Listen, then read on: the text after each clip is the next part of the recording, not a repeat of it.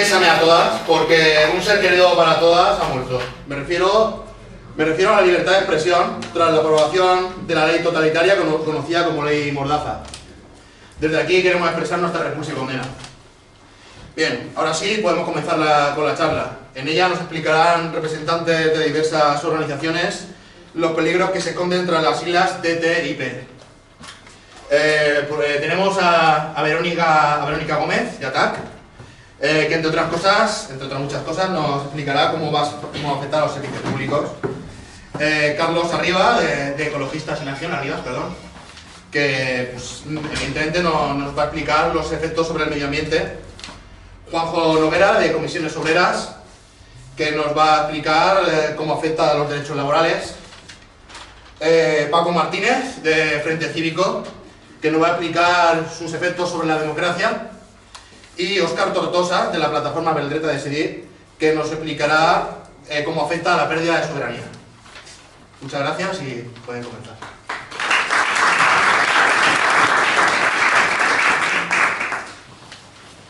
Buenas noches.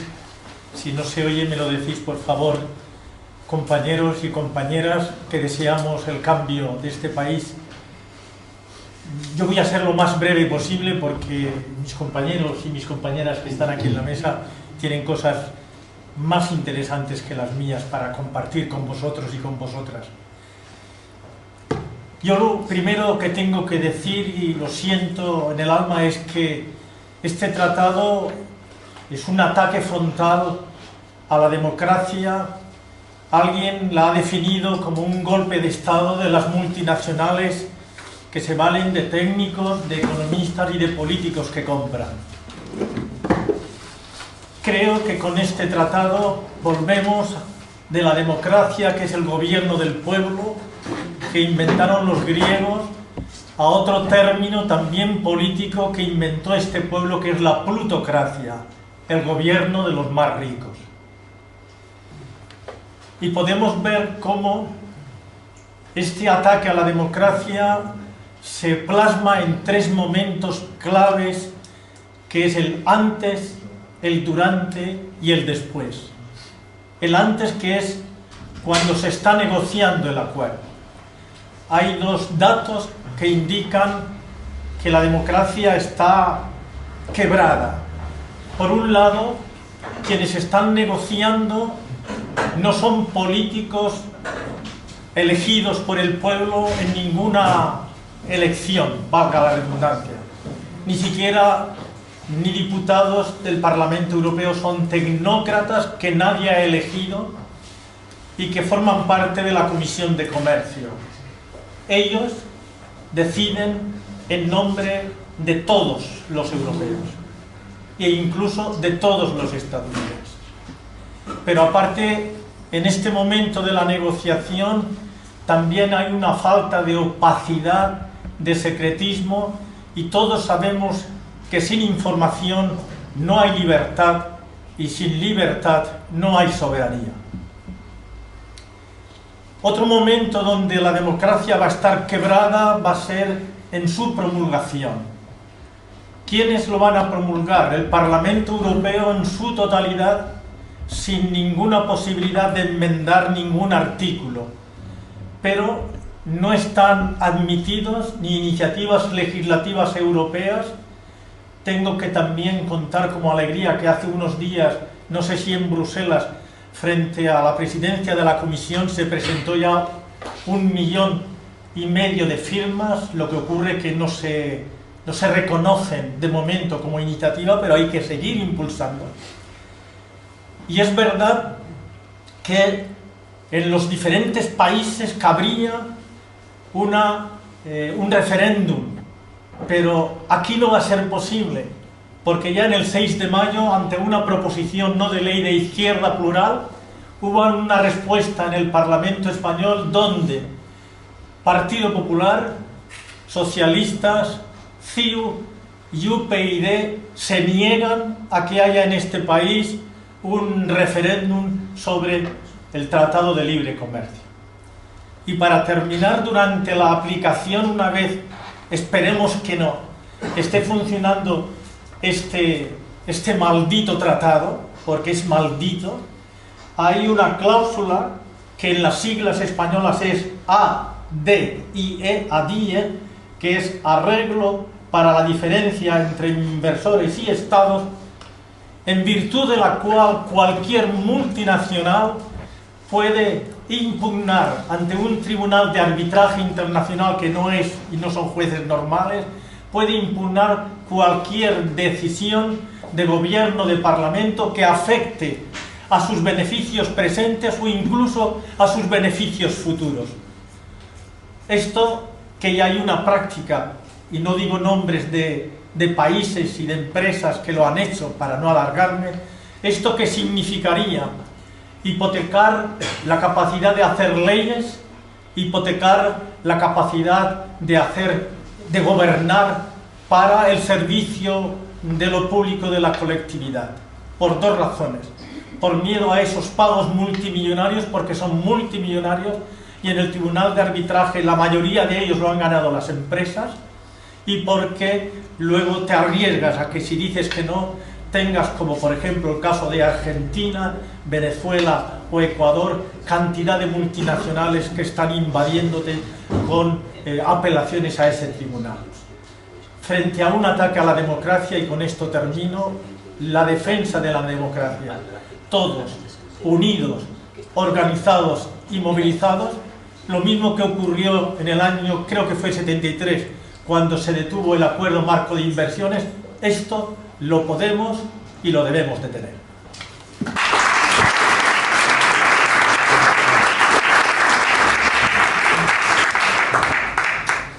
Bueno, pues a ver, yo voy a explicar en qué consiste, ¿vale? Te doy la razón en todo lo que has dicho, vamos a llegar a las mismas conclusiones, pero voy a ir desgranando qué es el TTIP para que todos entendamos por qué lo que él dice es cierto, ¿vale? Y yo no sé si acercarme más o me quedo aquí, creo que me pongo delante porque prefiero tenerlo. Vale, entonces, yo quería dar una visión de conjunto de lo que es el TTIP, ¿vale? Porque engloba muchas áreas muy diversas, tiene una parte que es comercial y de inversión, tiene otra parte que es de proyecto político, entonces es fácil perderse si empezamos hablando de los diferentes aspectos y no vemos el panorama global de lo que es, ¿de acuerdo? Entonces yo voy a ir como perogrullo, poco a poco, voy a ir desgranando el TTIP. Mis compañeros entrarán ya en detalle a hablar ya de ciertos aspectos, ¿vale? Más profundamente. Pero bueno, ¿qué es el TTIP? Pues es un acuerdo entre Estados Unidos y la Unión Europea que lo que pretende es crear la mayor, bueno, no es la mayor zona en realidad, ¿no? Pero una zona enorme de libre comercio y de inversión, que englobaría Estados Unidos y la Unión Europea, ¿vale? Bueno, para hacer esto, el problema no lo tienen con las barreras arancelarias, que están entre el 5 y el 8%, eso significa que ya son bastante bajas entre ambas partes, ¿vale? El problema, digamos, que está con lo que ellos llaman barreras al libre comercio, que ellos quieren ir eliminando. ¿Pero qué son esas barreras? Lo que ellos llaman barreras a sus beneficios, a los beneficios de las corporaciones, no son otras cosas que los derechos sociales, medioambientales, laborales europeos y americanos. Porque para crear una zona de libre comercio, para que haya libre tráfico de mercancías y de servicios, tenemos que contar con la misma legislación. Pero eso es lo que no tenemos. La Unión Europea tiene una legislación, Estados Unidos tiene otra. Entonces hay que hacer una equiparación, hay que irlas igualando. Y si no se igualan, por lo menos aceptar la otra como equivalente, ¿vale? Pero claro, ¿esto cómo se hace? No se puede hacer de manera que las más flexibles se igualen con las más exigentes. Lo van a hacer al revés, que las más exigentes, las que más nos protegen, y precisamente en aquellos campos donde es más necesario que nos proteja el medio ambiente, seguridad alimentaria, químicos, ¿no? Pues degradarlas para hacerlas más flexibles, equivalentes a las no flexibles. Porque eso genera más facilidad, más comercio, más libertad de movimiento para las corporaciones, más beneficios para ellos, pero eso no significa que sea mejor para nosotros, ¿no? Entonces, por ejemplo, para daros, hay más de 17 áreas que se están debatiendo, ¿vale? 17 sectores distintos que entran en juego. Yo solamente voy a comentar por encima algunos y luego mis compañeros entrarán a profundizar en algunos de ellos, ¿vale? Pero, por ejemplo, en la mesa de debate entre Estados Unidos y la Unión Europea ha estado durante mucho tiempo el tema de los transgénicos, los productos modificados genéticamente, ¿vale? Aquí hay muchas divergencias entre la Unión Europea y Estados Unidos. En Estados Unidos estos productos no se tienen que testar, no tienen que pasar exámenes y no están etiquetados como tales, porque ellos entienden que estos productos son iguales que los no modificados genéticamente. Esto en Europa es impensable. Si está modificado genéticamente, nosotros lo sabemos, hay pocos productos también, ¿vale? Entonces esto ha estado en la mesa de debate.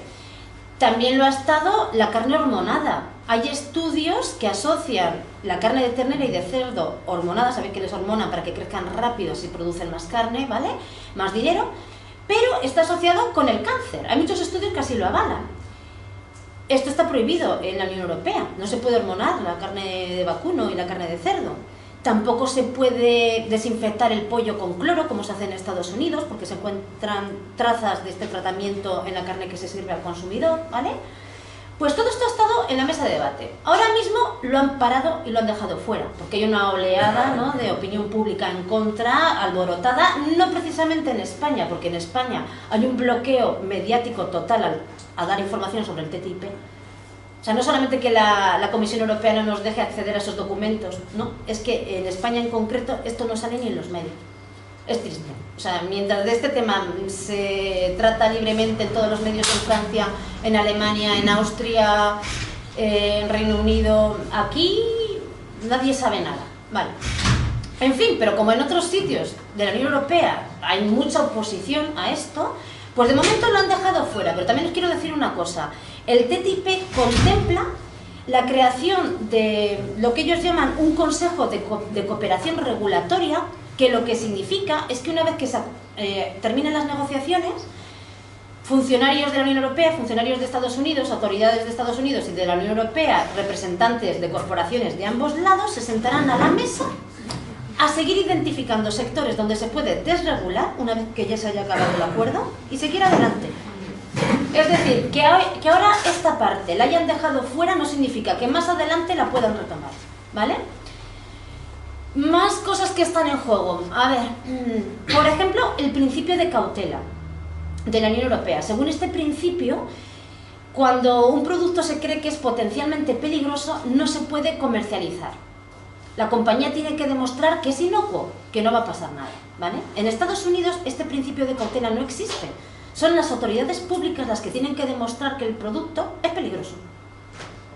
Y mientras no lo demuestren, se comercializa, es al revés, ¿vale? Esto mantiene los estándares de seguridad alimentaria en Estados Unidos bastante más bajos, a niveles más bajos que en la Unión Europea. Pero el principio de cautela está en la mesa. Está en la mesa. O sea, quieren acabar con él a ser posible. Otras de las cosas que están en la picota, por ejemplo, la reglamentación REACH. La reglamentación REACH europea dice, controla cómo se producen las sustancias químicas, cómo se comercializan, para qué se usan, ¿vale? En comparación, la legislación que hay en Estados Unidos es mucho más débil.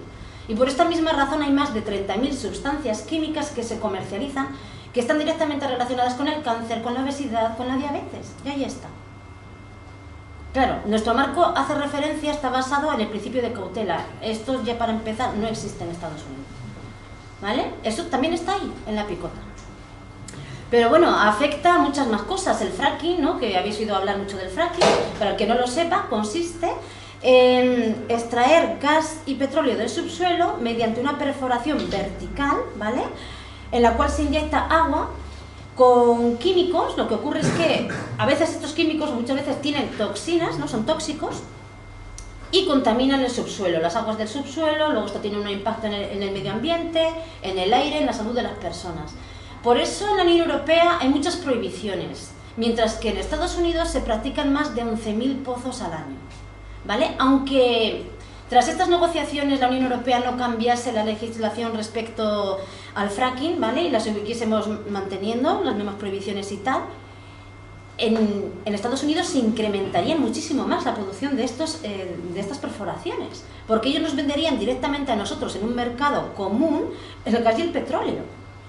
Eso supondría a lo mejor hacer el doble de perforaciones, ¿vale? Más cosas a las que nos afectan. A lo mejor el poder adquisitivo de las personas, esto no lo va a incrementar mucho este acuerdo, ¿vale? Pero sí que habrá más tráfico entre ambos lugares, Estados Unidos, Unión Europea. ¿Esto qué quiere decir? Que han estimado que aumentarán las emisiones de CO2 al medio ambiente en 11 millones de toneladas, más. O sea, esto es para acercarnos, por lo que se ve, al protocolo de Kioto, ¿no? Más cositas que afectan. Os estoy nombrando así por encima muchos aspectos, algunos de ellos comentarán mis compañeros más en profundidad, pero es que hay tantas cosas que comentar que yo os quiero dar una panorámica general y luego entrar en la parte política un poquito más allá, ¿vale? Entonces, más cosas que están en juego. Quieren fortalecer también los derechos de propiedad intelectual, alargar las patentes de las medicinas. Esto significa que los genéricos tendrían más dificultad para entrar en los mercados, ¿vale? Más difícil acceder a medicinas baratas. En Estados Unidos, por ejemplo, las compañías pueden acceder a la información de los usuarios e intercambiarse esta información. Esto aquí no se puede hacer en la Unión Europea porque estamos protegidos por una ley de privacidad, ¿no? En cierta medida. Pero ellos están esperando a acceder a esta información de los europeos y a intercambiarse la información que tienen de los americanos con las compañías europeas, ¿vale? En fin, quiero decir, hay cantidad de áreas distintas que toca. Servicios públicos, que se ha comentado antes, ¿no? Servicios públicos, se colaron 2 documentos, ¿vale? Filtrados desde la Comisión Europea, y en el segundo era los servicios públicos. Los servicios públicos se están negociando dárselo a las corporaciones. Significa más privatizaciones. De todas maneras, también hace ya tiempo que no hay políticas sociales en la Unión Europea, que no se hace política social, ¿vale? Pero bueno, esto significa, bueno, pues nada, adelante, más auge, más rapidez con las privatizaciones. Además, también las corporaciones quieren presentarse a la contratación pública con la misma igualdad que se presenta una empresa nacional, en las mismas condiciones. Vamos a ver, esto no tiene sentido. O sea, que tratemos igual a una corporación extranjera que a una empresa nacional. Además, la contratación pública puede ser un arma, una herramienta de desarrollo local y de creación de empleo local, si se da a empresas nacionales, locales. Pero frente a grandes corporaciones extranjeras, pues las empresas nacionales, las ONGs locales, las empresas sociales van a quedar relegadas, casi con total seguridad, ¿vale? A los americanos este acuerdo también les afecta. Por ejemplo, tendrán que volver otra vez a bajarse los sueldos como cuando firmaron el NAFTA en los años 90. El NAFTA es una zona de libre comercio y de inversión entre Canadá, Estados Unidos y México. Cuando esta zona de libre comercio se creó, pues automáticamente a congelarse los sueldos y si no perdían el trabajo. Y en muchos casos lo perdieron. Les prometieron 20 millones de puestos de empleo y perdieron 1, ¿vale? En México perdieron las condiciones que tenían en sus empleos tradicionales. Las condiciones eran mejores. Ahora trabajan en condiciones de semiesclavitud. Y esta ha sido la situación. Si nosotros abriésemos esta zona entre la Unión Europea y Estados Unidos, ocurriría lo mismo, porque entramos a competir. ¿Quién se lleva el trabajo de las corporaciones? No es que las corporaciones generen mucho empleo, porque el 90% del empleo lo generan las pymes en la Unión Europea, las pymes, no las grandes corporaciones. Pero es la concurrencia de tantos países que se pueden llevar ese empleo, la concurrencia, la que crea una presión a la baja en los sueldos. Que tiene sueldos más bajos y condiciones laborales más flexibles, pues ese se lleva el trabajo. Entonces, por ahí, mal. También afecta a los americanos, ya desde entonces tuvieron que bajarse los sueldos, congelarse los sueldos, volverían a estar en la misma situación. En España ya lo vivimos cuando entramos en la Unión Europea en el año 85, España ya vivió esto. Y en cuanto a, por ejemplo, el sector financiero, Estados Unidos tiene este sector un poquito más regulado que la Unión Europea. La Comisión Europea, por todos los medios, ha estado tratando de que liberalicen más este sector, a sabiendas de qué es lo que provocó la crisis que tenemos hoy en día, que empezó en el 2008 y todavía continúa. Y lo saben. La Comisión Europea ha insistido en que las poquitas regulaciones que tienen, las eliminen. Tienen, por ejemplo, unas normas que impiden que el dinero de los depositantes se pueda poner en cualquier tipo de producto, tipo las preferentes. O sea, sería para impedir los timos.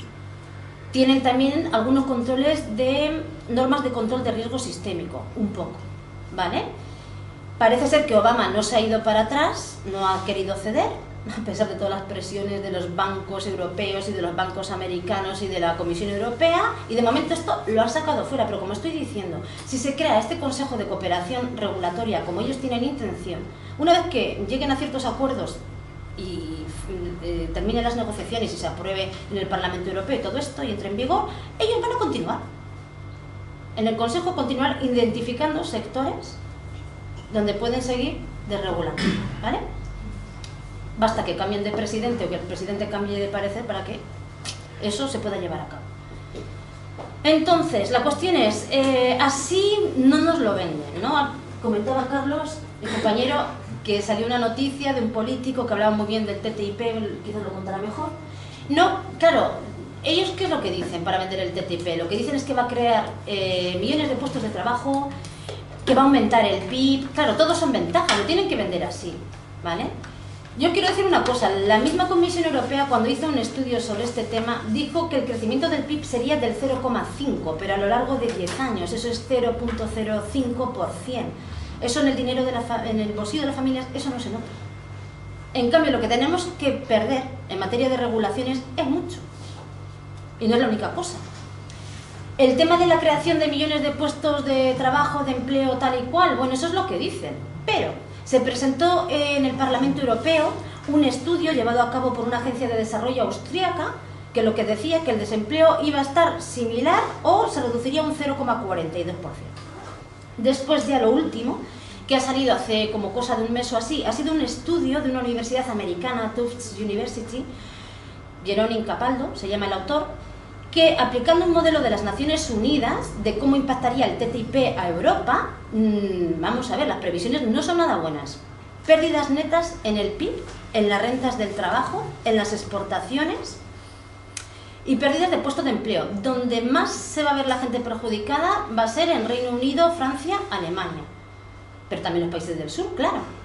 En los países del norte prevén 225.000 puestos de empleo menos y en el sur 90.000. Pero bueno, lo mismo da. Es decir, si vamos a perder tanto en términos de regulaciones, para unas migajas o incluso para retroceder en muchas cosas, ¿qué estamos haciendo?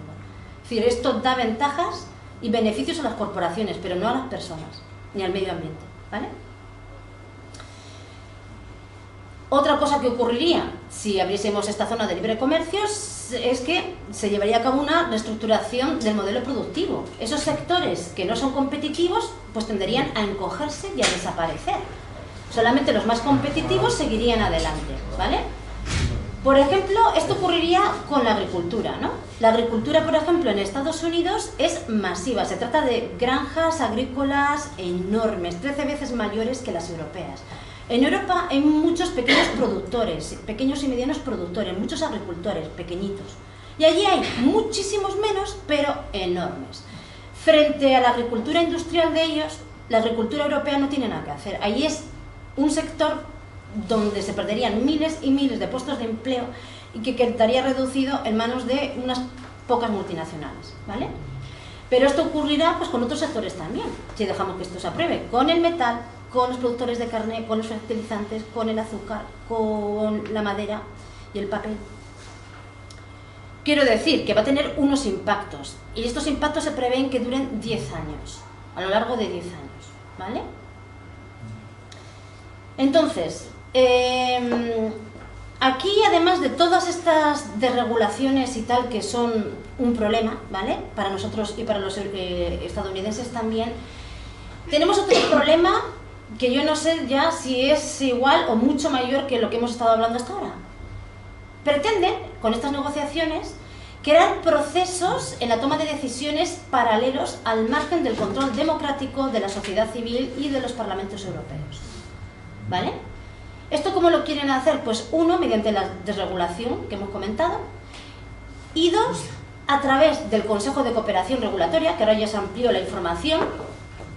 Con este consejo, en este consejo estarían autoridades estadounidenses y europeas, funcionarios estadounidenses y europeos que no tienen que ser responsables de defender el interés público, representantes de corporaciones europeas y estadounidenses, y ellos tendrían que ser notificados antes de cualquier norma que se quisiera aprobar o en la Unión Europea o en Estados Unidos. Y además de ser notificados sobre esta norma, tiene que ir acompañada de un informe sobre el impacto que vaya a tener sobre el comercio, de manera que ellos puedan aplicarlo sobre su sector de actividad y ver si les interesa o no les interesa, qué es aquello que quieren o no quieren. Y ellos decidirán qué partes quitan o qué partes cambian o si proponen otra cosa. Todo esto antes de que el primer borrador de ley salga, el público tenga acceso a este borrador y se pueda debatir públicamente. Aquí hay dos riesgos. Aquí hay dos riesgos. Uno, es que estamos diciendo que se pueden sentar junto a las autoridades a escribir leyes, las normas. Esto es una cosa. Conforme a sus intereses, por supuesto, sin tener en cuenta el interés público. Pero es que luego además esto se puede vender como algo cerrado, diciendo, bueno, claro, ha sido muy difícil llegar a este acuerdo, ya hemos llegado al acuerdo con las autoridades estadounidenses, europeas, con tal, con cual, no sé qué, no sé cuántos, con las corporaciones, y esto ya es cerrado. Que nos ha costado mucho llegar a esto y esto ya es así, ya no se puede debatir. Este es otro problema, ¿vale? Luego, hay otro mecanismo que el compañero ha comentado antes, que es el ISDS, que es el mecanismo de resolución de controversias entre Estado e inversor. Y este es un mecanismo que lo que da es derecho a las corporaciones a demandar a los gobiernos cada vez que aprueben una ley que contravenga sus intereses, que signifique un recorte en sus beneficios. Y esto, como él ha comentado, no es una cosa que, bueno, quizás empiece a ocurrir ahora, no, lleva 10 años ocurriendo y va en incremento. La cuestión es, esta cláusula antes existía en acuerdos de inversión entre estados, ¿vale? Cuando en uno de los estados no había un sistema legal fuerte, donde no se protegía la propiedad privada, cuando era una dictadura, pues para no sufrir abusos, para que las corporaciones pues no fuesen expropiadas o nacionalizadas, cosas por el estilo, ¿no? La cuestión es, estamos hablando de Estados Unidos y la Unión Europea, con sistemas legales muy desarrollados, donde se protege la propiedad privada. No tiene sentido el dar este derecho a las corporaciones de demandar a los gobiernos por leyes legítimas que defienden el interés público, no en su sistema legal de su país, sino en un tribunal de arbitraje fuera de su sistema legal, donde no hay un juez que defiende el interés público o lo tiene en cuenta menos. No. Donde hay 3 abogados privados que dirimen la controversia. Abogados de bufetes súper caros que van a decidir, que no tienen por qué tener en cuenta el interés público. Y ya, para que os hagáis una idea, os doy unos ejemplos, para no hablar así en abstracto, ¿no? Por ejemplo, la compañía sueca Vattenfall de energía demandó al gobierno alemán, yo pensaba que por 3.700 millones de euros, luego vi en una noticia que no, era más alto, era 4.000 y pico millones de euros, ha salido recientemente, ¿no? Por querer desmantelar 2 de sus plantas nucleares tras el accidente de Fukushima. Por lo que se revisaron su política sobre energía en Alemania, cambiaron de opinión, no quieren esas plantas, pero tienen que pagar una compensación por el dinero que van a perder, 4.000 y pico millones, que sale del dinero de los contribuyentes. Pero bueno, hoy en día se está demandando por todo, o sea, por todo. Lleva ya 10 años pasando y esto va en auge y cada vez más, ¿no? Por poneros otro ejemplo, ¿no? Por luchar, por tomar medidas contra la crisis. Para salir de la crisis, por renegociar la deuda, le pasó a Grecia.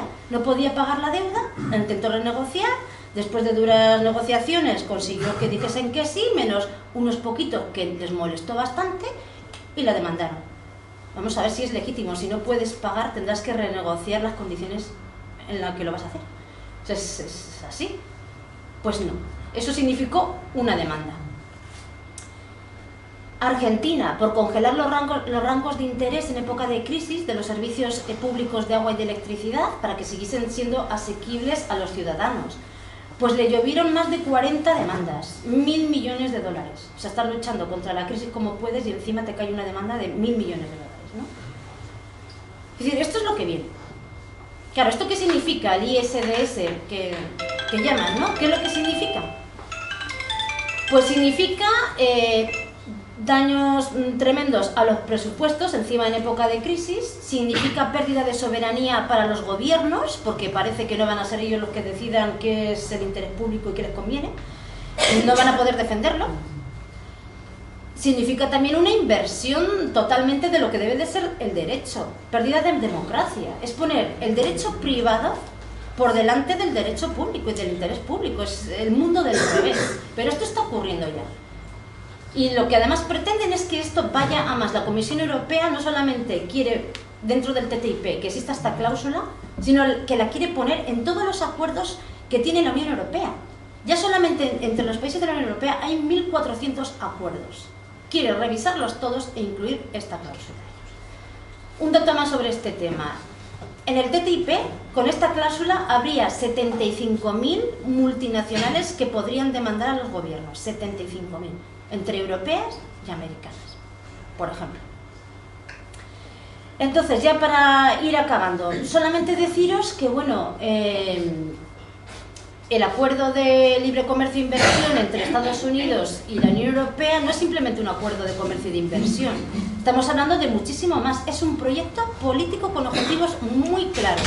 Y detrás de este proyecto político están las élites económicas y políticas europeas y americanas. ¿Cuáles son sus objetivos? 1.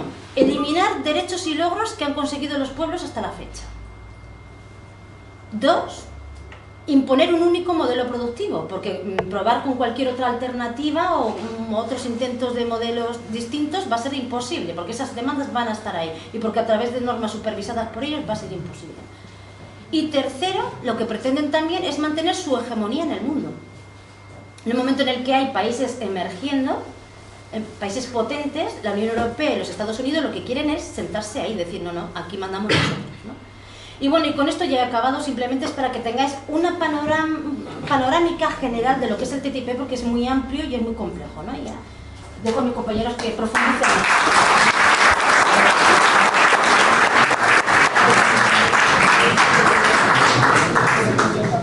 Yo soy Juanjo de Comisiones. Y Eladio, si me echas una mano yo te voy guiñando el ojo y tú vas cambiando, ¿vale? Bueno, cambia. Vale, TTIP. No nos perdamos en las siglas, ¿vale? Normalmente yo os he puesto las siglas en inglés porque normalmente dado que es un acuerdo, en este caso transatlántico, de comercio e inversiones, las siglas en castellano serían ATCI, pues normalmente se van desarrollando en inglés. Muchos de vosotros os plantearéis, no sabía nada de este tema y por tanto no debe ser importante. Yo le voy a dar la vuelta.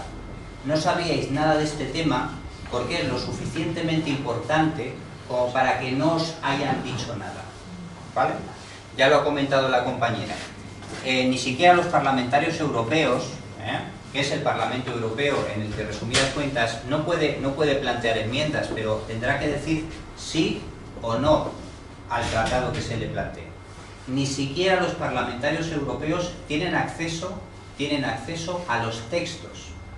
Solamente sabemos que después de cada ronda de negociaciones, ya han terminado ahora, quiero recordar, la séptima, después de cada ronda de negociaciones se hace un resumen de las negociaciones. Pero el texto de los acuerdos no lo conocemos, ni lo conocen los parlamentarios europeos. Hay una sala, una pequeña sala, dentro del Parlamento Europeo, a la que no se deja acceder a todo el mundo. Y a los que se deja acceder, no se les deja acceder ni con móvil, ni se les permite hacer fotocopias, ni se les permite hacer absolutamente nada, solo leer el texto, a aquellos parlamentarios acreditados para ello. Por tanto, es un tema que efectivamente se lleva con mucho secreto, no porque no sea importante, sino lo contrario. Estamos hablando de algo así como de una OTAN económica. Una OTAN económica. Bien.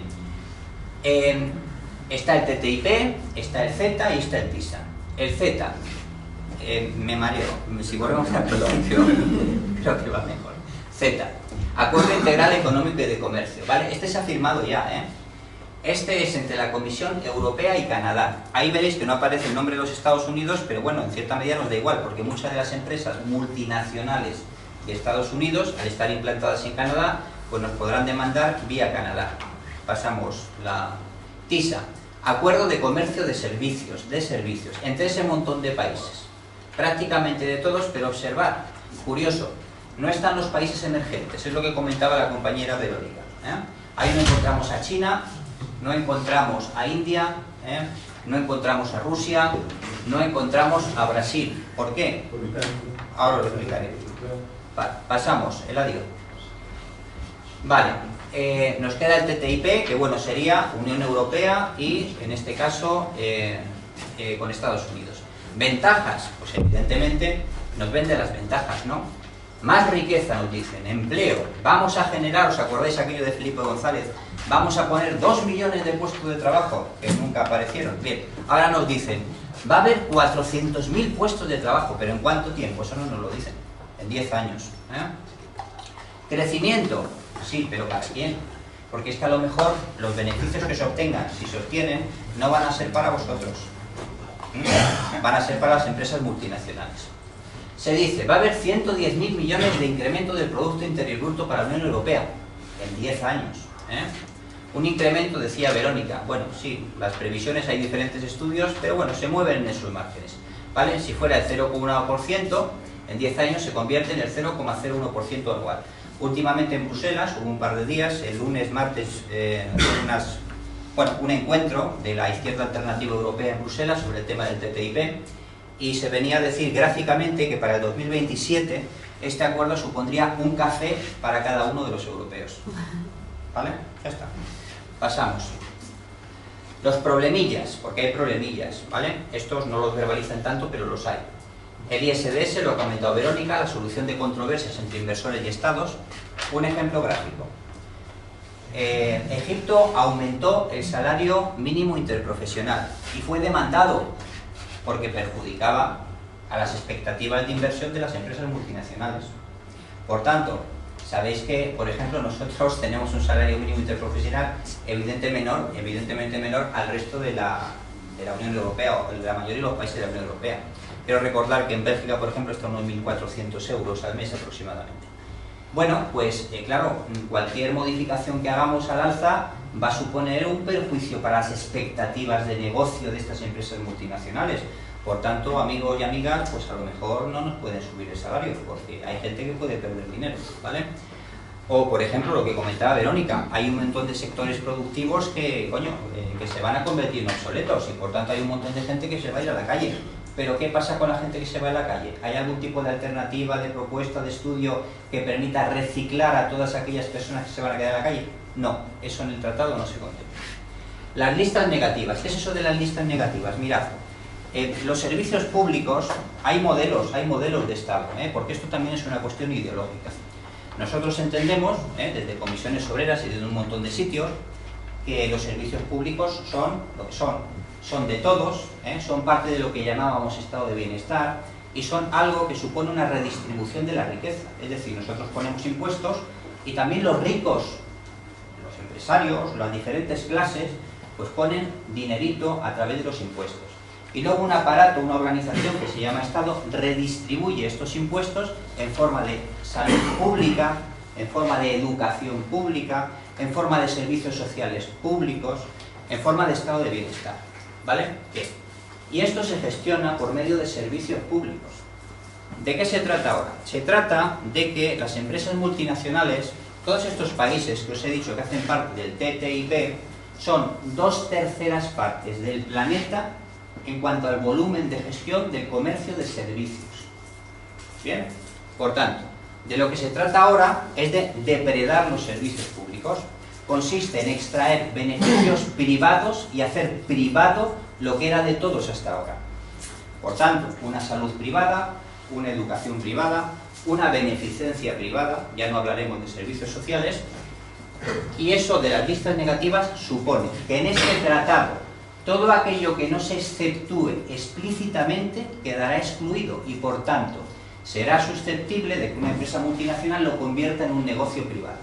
Pero en 1800 no existía el suministro eléctrico y a lo mejor en 2080 no existe lo que ahora, o vienen a existir en el 2080, determinados servicios que ahora nosotros no contemplamos como posibles. Bien, no podremos hacer públicos estos servicios, porque eso supondrá que no estaban incluidos en el tratado y por tanto no se podrá avanzar en hacer servicios públicos porque todo será privado y se blindará que estos servicios sigan siendo privados. Desregulación, pues también, ahora os comentaré algo sobre ello. Una privatización absoluta de todo. Lo comentaba la compañera Verónica, no se trata de reducir aranceles, ya son pequeños. Se trata de desregularlo todo, del santo libre mercado, que sea lo que lo regule. Deterioro de las condiciones laborales, y ahora os explicaré por qué el deterioro de las condiciones laborales. Estados Unidos no ha suscrito 70 convenios de la Organización Internacional del Trabajo. Prioritarios de gobernanza, os voy a decir qué convenios Estados Unidos no ha suscrito, ¿vale? Mirad, de gobernanza, que se denominan prioritarios, Estados Unidos no ha suscrito convenio sobre la inspección de trabajo, no la quiere. No ha suscrito un convenio sobre política de empleo, no las quiere las políticas de empleo. No ha suscrito convenios sobre el trabajo forzoso. No ha suscrito convenios sobre libertad sindical y protección del derecho de sindicación. No ha suscrito convenios sobre la negociación colectiva. No ha suscrito convenios sobre la igualdad de remuneración. No ha suscrito convenios sobre la discriminación en el empleo. Y Estados Unidos ni siquiera ha suscrito el convenio de la OIT sobre la edad mínima para trabajar. Bien, por tanto, primero, se desregulariza y segundo, nos vamos a igualar todos a la baja, ¿vale? Bien. Distribución de la riqueza. Sí, a lo mejor se genera riqueza, pero el problema no es que se genere riqueza, es cómo se distribuye la riqueza. Y si la riqueza no se reparte entre todos, sino que la riqueza se queda en donde se pretende que se quede, que es en los beneficios y en la cuenta de resultados de las empresas multinacionales, a nosotros no nos beneficia. Destrucción del empleo obsoleto, por supuesto. Y ahora os voy a utilizar los ejemplos del NAFTA, que lo ha comentado Verónica, que ya tenemos una experiencia de 10 años de vigencia del NAFTA. El NAFTA es el acuerdo de libre comercio, igual que lo que se pretende ahora entre la Unión Europea y todos estos países de los que hemos hablado, pero ya durante 10 años tenemos la experiencia de lo que ha ocurrido en Canadá, Estados Unidos y México. Se destruyó mucho empleo y no se generó empleo nuevo.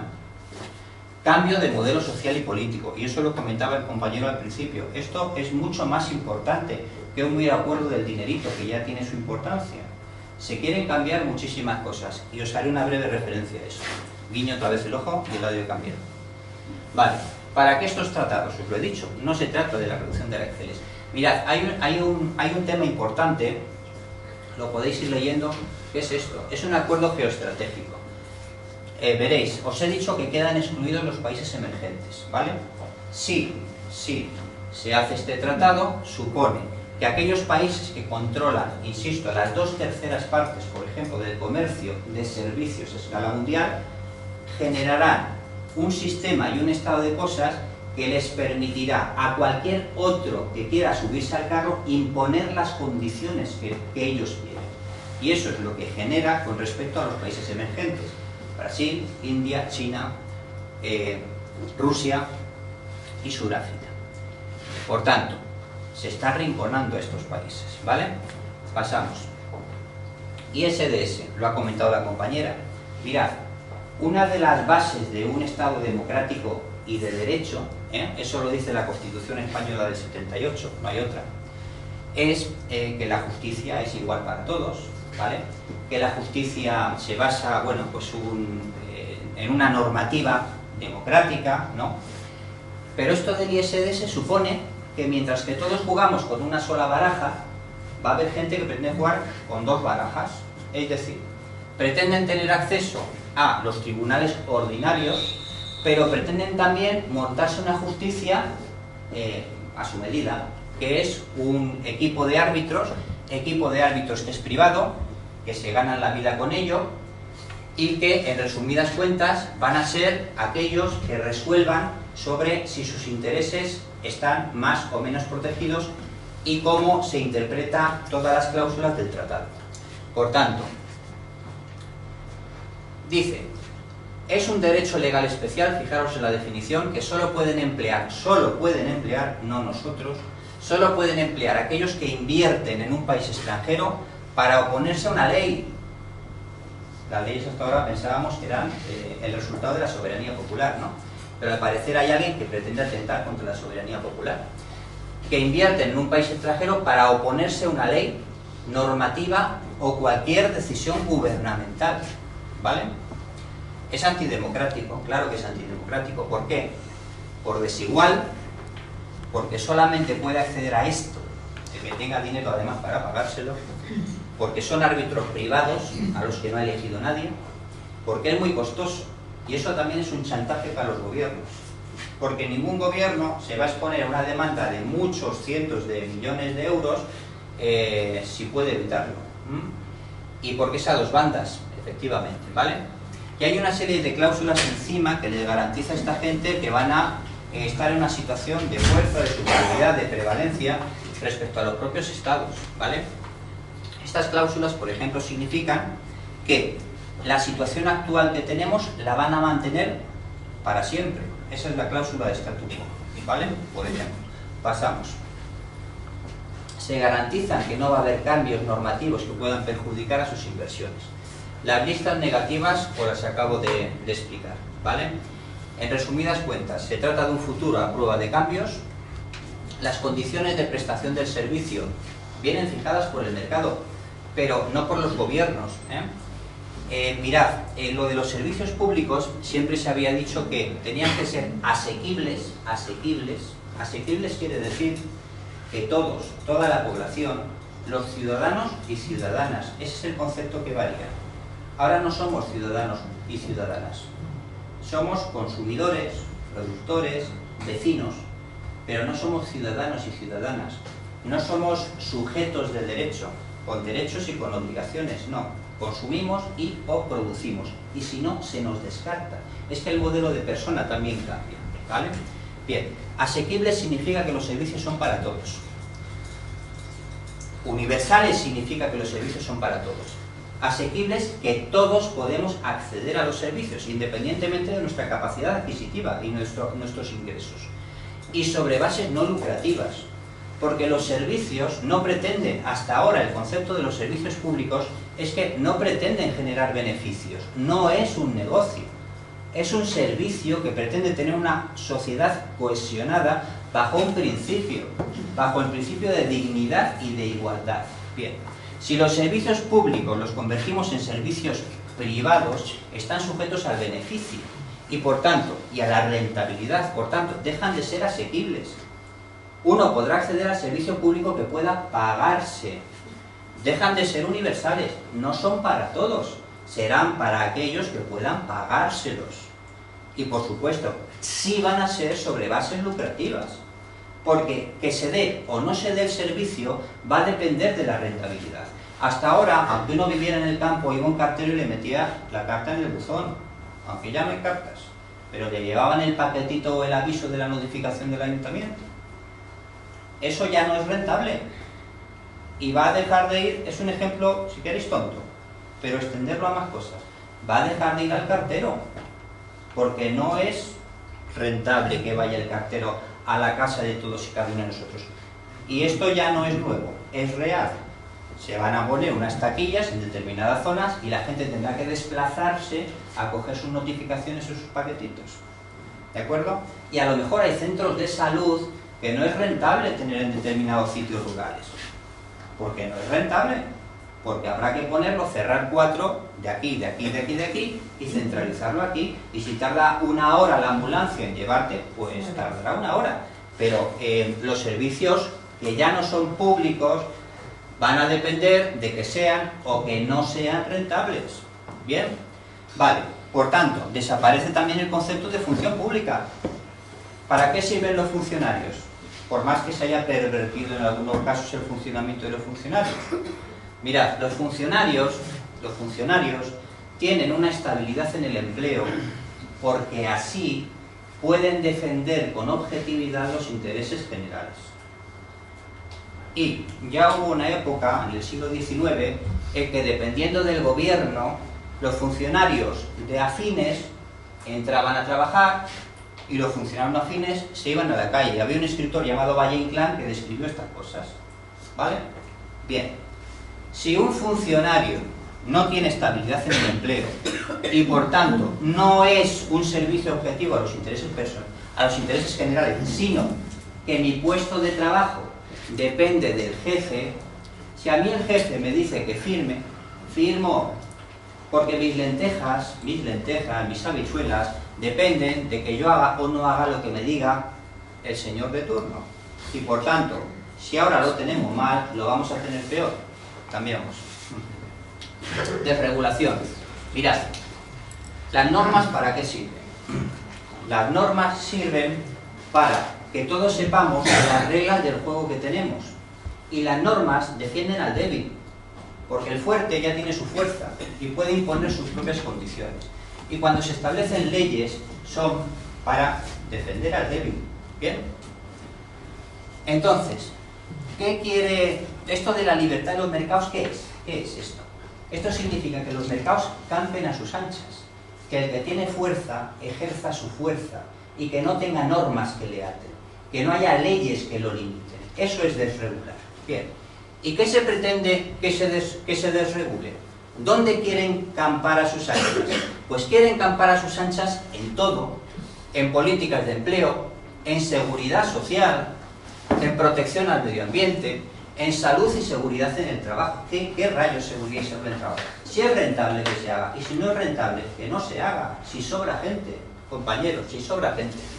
Protección de las minorías, seguridad alimentaria, sanidad, leyes antitabaco, pues nos demandarán, si hay campañas antitabaco, nos demandarán, porque efectivamente ya ha ocurrido, que chicos, si un tío invierte en fabricar tabaco, ¿cómo coño vamos a nosotros oponernos a eso infringiendo su derecho a obtener más beneficios? Pues nos demandará por cientos o miles de millones de euros. Medidas tributarias y políticas fiscales, que eso es lo que redistribuye la riqueza. Eso, los impuestos que se ponen en carreteras, que se ponen en sanidad, que se ponen en educación, eso también se pretende desregular. Movimiento de capitales y operaciones financieras, la gente que no circule, pero el dinero que sí circule libremente.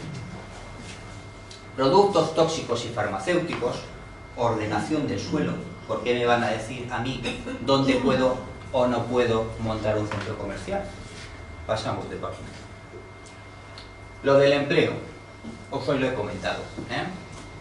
Los Estados Unidos, nuestro faro guía, no ha suscrito esos 70 convenios de la Organización Internacional del Trabajo.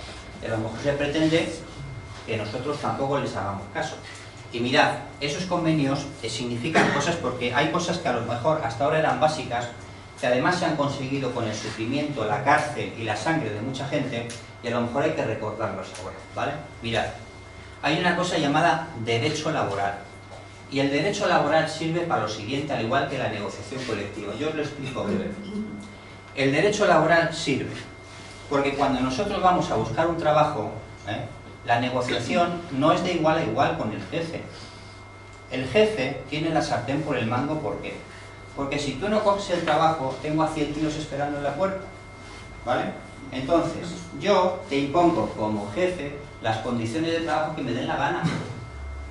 Entonces surge una cosa llamada derecho laboral, surgen normas, surgen leyes que le dicen al empresario, al jefe, mira, que es que tú no puedes poner las condiciones de trabajo que te den la gana, hay unos mínimos. Los mínimos son que este tío tiene que trabajar 8 horas, el máximo de jornada son 40, que hay un salario mínimo por debajo del cual no le puedes pagar, que hay unas fórmulas que tienes que cotizar a determinados sitios, ¿vale? Y estas normas son los que permiten que este señor que va a buscar trabajo no esté así, sino que no esté igual, pero esté más cerquita, ¿vale? Para eso sirven las normas laborales. Y cuando se habla de individualización de las relaciones de trabajo, ¿qué significa eso?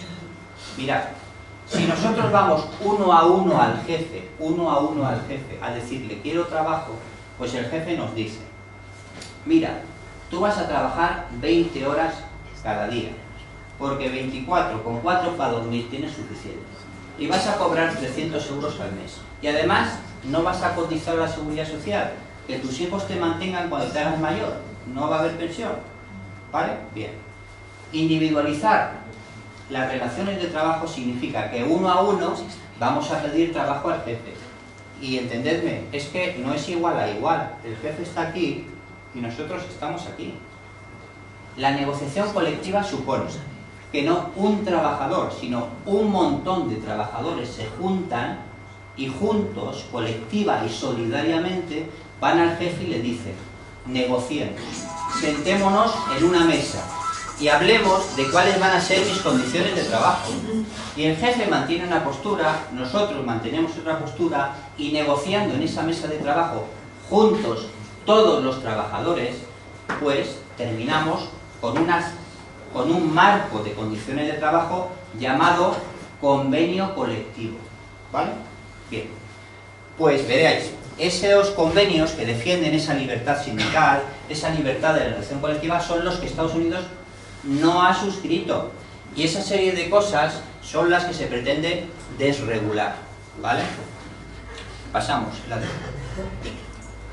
los nuevos servicios, ¿vale?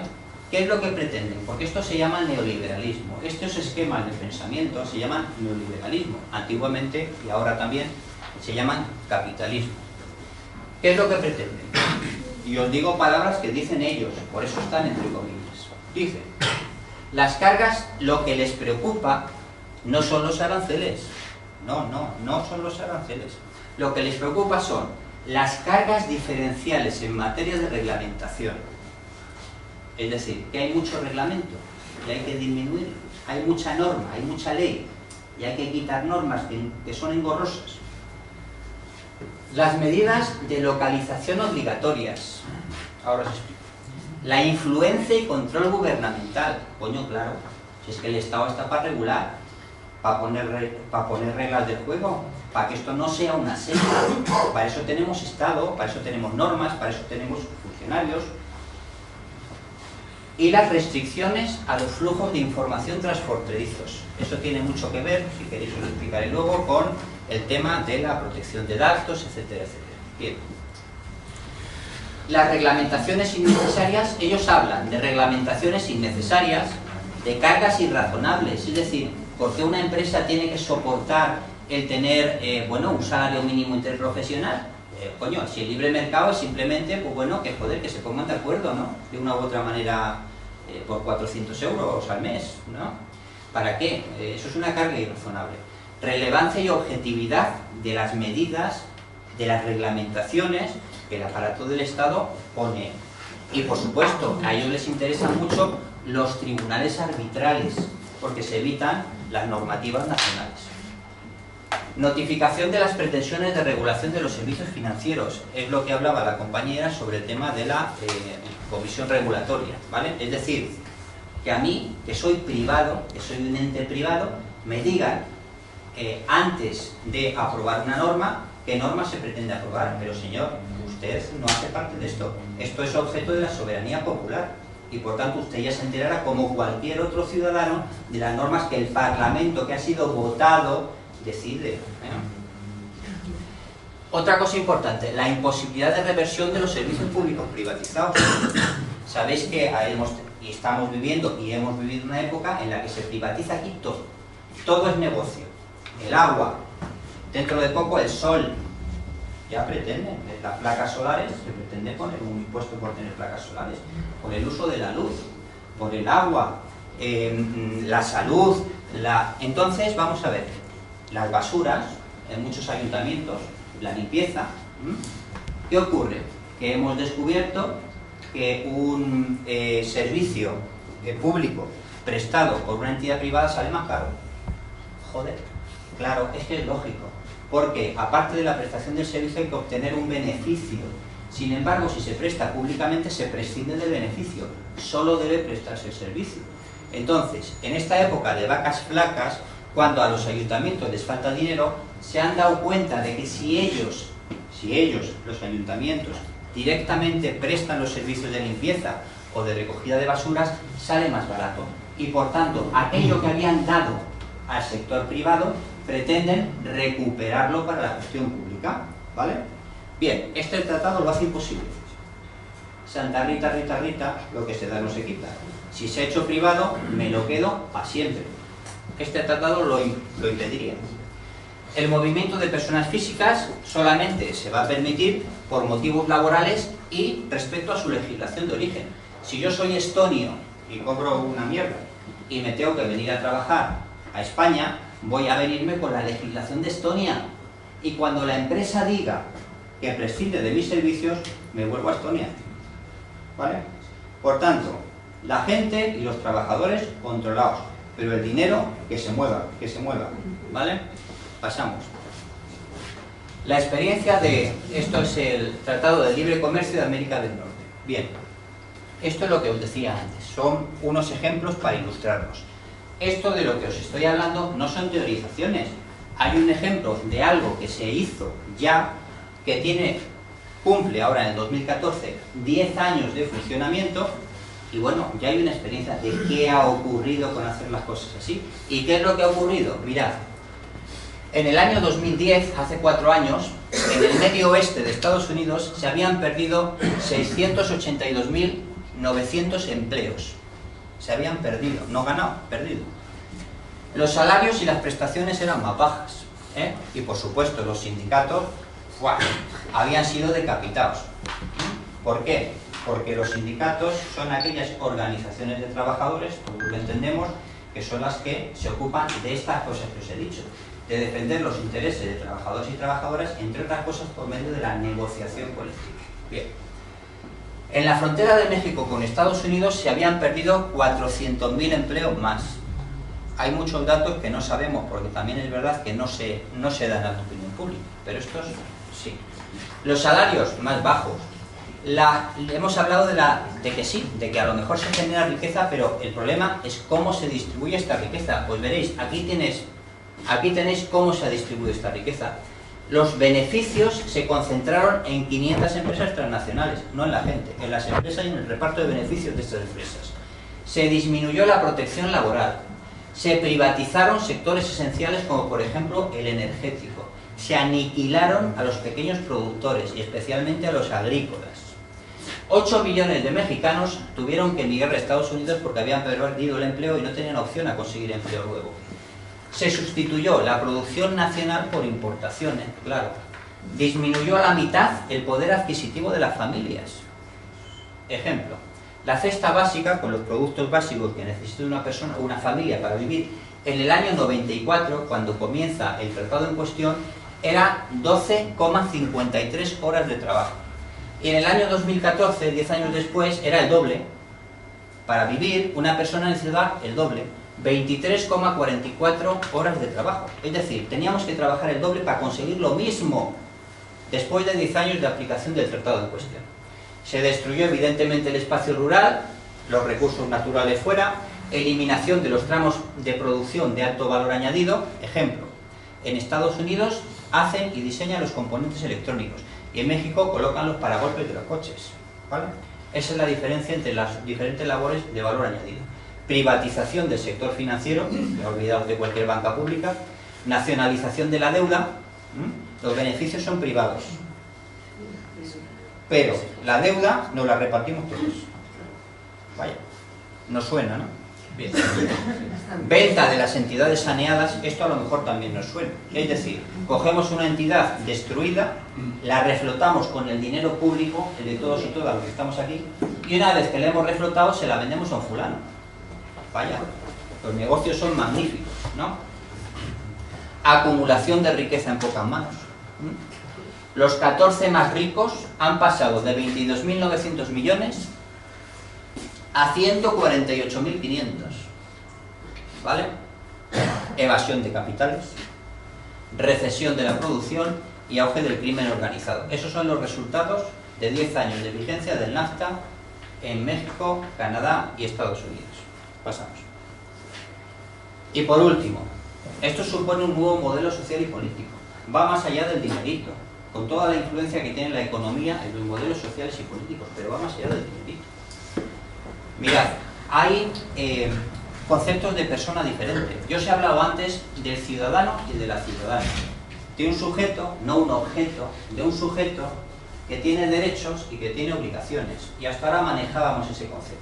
Pero en estos tratados la filosofía y el concepto de persona es diferente. Se habla de una sociedad que puede prescindir de gente, que le sobra gente, que puede descartar personas. ¿Por qué? Porque tú vales en la medida en que produzcas y o consumas. Y si estás malito, porque estás puesto malito o estás embarazada, ni produces ni consumes, te vas a la calle. Y en su caso, serás objeto, que no sujeto de derechos, objeto de beneficencia. Menos Estado, porque el Estado regula, el Estado iguala, el Estado redistribuye la riqueza y por tanto es un engorro, molesta y por tanto menos Estado, hay que producir más. Eso es de lo que se trata y hay que trabajar más. A ver si os suena la frase, hay que trabajar más, ganando menos, ¿vale? Bien, el estado del bienestar, compañero y compañera, no es necesario. ¿Para qué? Se puede producir con menos libertades y se puede producir pues con menos salud y menos educación, que eso nos distrae, ¿vale? Las decisiones, preguntan, las decisiones, ¿quién las toma en este caso? En este estado de cosas, ¿quién toma las decisiones? ¿La soberanía popular toma las decisiones? ¿Quién toma las decisiones cuando se nos está ocultando el texto de estos tratados que se pretenden firmar? Cuando hay cláusulas que hablan de mantener el secreto de lo que se ha negociado durante, ¿cuánto era? ¿30 años? No sé si alguien decía. Cuando se habla de mantener el secreto de las negociaciones durante 30 años. ¿Quién toma las decisiones? ¿Toma las decisiones el que tiene dinero? Bien. De acuerdo. Por tanto, ya en 1789 hablamos de libertad, igualdad, fraternidad, que era una revolución burguesa. ¡Buah! Pero es que ahora hay que hablar de desigualdad, de servidumbre y de conflicto. Porque ante este estado de cosas no estamos hablando de una sociedad pacífica. Estamos hablando de una sociedad que se encamina al conflicto. Y un conflicto justo. Y por supuesto, por último, ¿esta sociedad es posible? Sí, es posible. ¿Pero esta sociedad es sostenible? No, no es sostenible. Y con esto yo ya termino. Venga, gracias. Buenas tardes. Yo sé que estamos cansados ya a toda altura, después de más de una hora. Intentaré ser breve en lo que pueda. Y luego lo interesante será debatir y salir un poco a toda esta lluvia de ideas que os estamos dando para que no os quedéis paralizados, ¿no? Y las dudas que hayan surgido las podemos resolver. Bueno, ¿qué es el Tratado de Libre Comercio, Tratado Transatlántico de Inversiones y Comercio entre Estados Unidos y la Unión Europea? Bueno, este tratado se viene ya preparando desde hace mucho tiempo. Los orígenes están en los años 90, entre unas negociaciones que hubo entre Andreotti, Giulio Andreotti, que era presidente, bueno, primer ministro de Italia, y George Bush, el padre. Teníamos George Bush el padre, luego el hijo, y luego vino, bueno, los diferentes presidentes de Estados Unidos, ¿no? Estamos hablando de los años 90, cuando los dos bloques comerciales, Estados Unidos y Europa se estaba configurando ya como un bloque importante, intentaban, digamos, ser visibles de cara al resto del mundo, ¿no? Las negociaciones de este tratado han comenzado el año pasado, comenzaron en julio del año pasado, 2013, llevan, por lo tanto, un año y medio prácticamente. Y, como se ha comentado, las negociaciones son secretas, no se conocen exactamente cuáles son los términos de las negociaciones. Lo único que se conoce, bueno, algunos documentos se han filtrado, pero tampoco se tiene la absoluta seguridad de que esos documentos sean vigentes, estén vigentes. Lo único que se ha publicado es el mandato que ha hecho la Comisión, el Consejo de Ministros Europeos a la Comisión Europea. O sea, en junio, 17 de junio, se presentó, se aprobó por parte del Consejo de Ministros de la Unión Europea, de Ministros de Comercio, este documento para que la Comisión Europea abriera las negociaciones con Estados Unidos. Bueno, vamos a ver diferentes partes del documento, puedes ir pasando. Bueno, este documento, aquí está la versión inglesa, un párrafo. Lo vamos a ver ahora la versión castellana, está una versión traducida al castellano. Como podéis ver, este documento es un documento clasificado, es decir, este documento contiene información clasificada que no se puede de forma no autorizada abrir al público porque puede tener desventajas para los intereses de la Unión Europea, etc. Es decir, este documento es un documento que ha estado secreto, ha estado secreto hasta el octubre de este año, que ante la presión de la ciudadanía en Europa han tenido que abrirlo para salir también al paso de muchas cosas que se estaban diciendo que no están en el mandato, porque hay mucha desinformación exactamente de qué es lo que se ha negociado en las 7 rondas de negociaciones que han tenido lugar. La última ha sido reciente, en noviembre, la 7ª, y en enero-febrero se va a abrir la 8ª en Bruselas. Es decir, ¿qué se está negociando exactamente?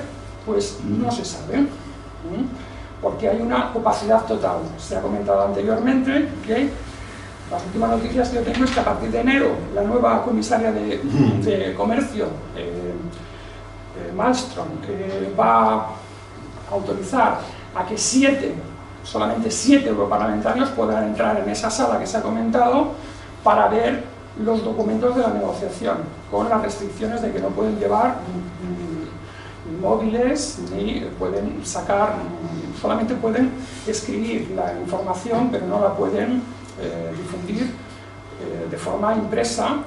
Es decir, se ha comentado inclusive que los textos que parece ser que están en esa sala tienen erratas, para que si alguien en algún momento, en algún descuido, alguien pueda hacer una foto o lo que fuera, y esa información sale de ahí, para que se localice quién ha tenido acceso a esos documentos y se le pueda, digamos, pues meter un puro, ¿no? En el sentido de que esos documentos son secretos y no están al acceso de la ciudadanía. Bueno, esta es, veis ahí que está desclasificado. Vamos a ver la versión en castellano de algunos de los términos del tratado. Bueno, primero vamos a ver qué es el tratado. El tratado, fundamentalmente, es una constitución de las multinacionales. O sea, es un tratado que blinda los derechos de las multinacionales frente a los estados. Es decir, es una especie de constitución, una regla para que las multinacionales jueguen en el tablero al mismo nivel que los estados. De ahí viene la cláusula esa que después comentaremos.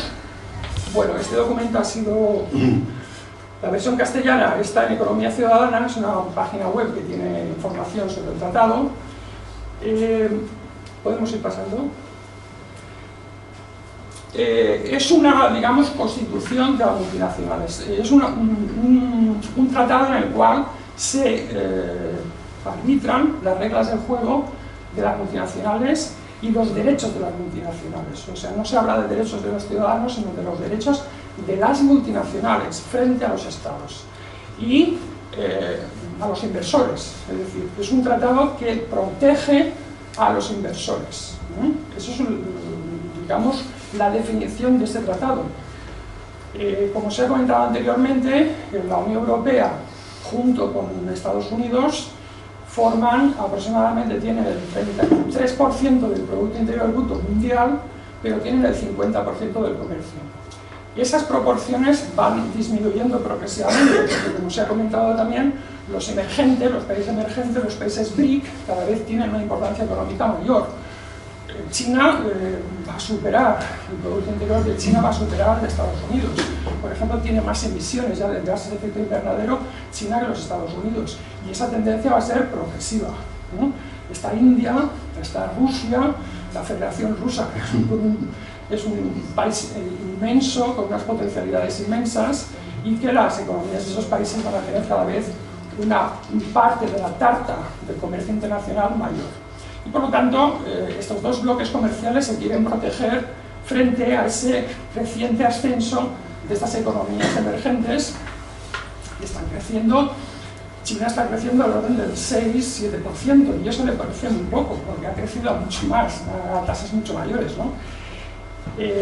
Bueno, si queréis vamos a ver exactamente cuál es el mandato del Consejo de Ministros Europeo a la Comisión, y es el documento, digamos, que establece el marco de negociaciones desde el punto de vista de Europa, a los negociadores europeos.